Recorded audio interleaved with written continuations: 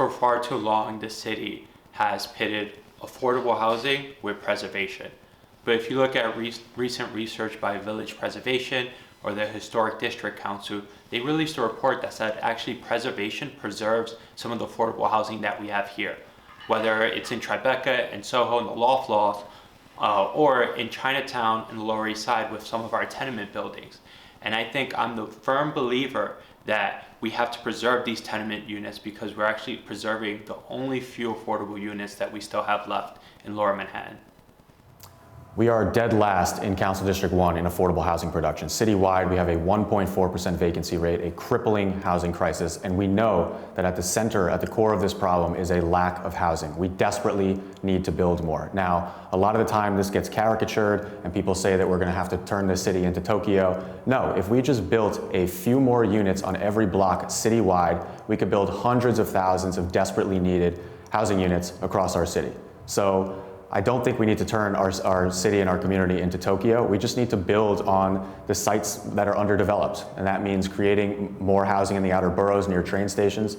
It means building on vacant city-owned lots, some of which are in our own district. We can do a lot to drastically increase the amount of affordable housing that we have citywide without drastically changing our neighborhoods at all. Regarding affordable housing in this district, it's not just about numbers, meaning goals, arbitrary goals of saying I'm going to have, or the city's going to have 1 million affordable units within a year. It really depends on where the placement of the housing is. It shouldn't just be focused in Manhattan. It has to be considered throughout the city.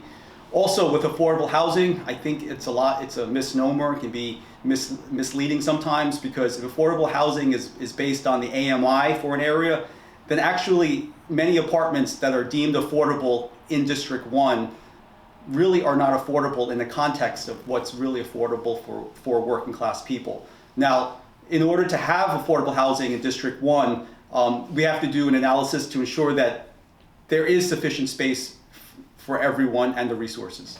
So one of the simple things that I think we can do to solve this, simple relatively speaking, is to actually convert vacant office spaces, of which we have many downtown.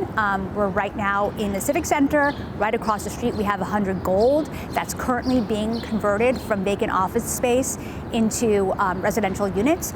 So that's one thing we can definitely do to solve that problem. We can also encourage developers who are building and encourage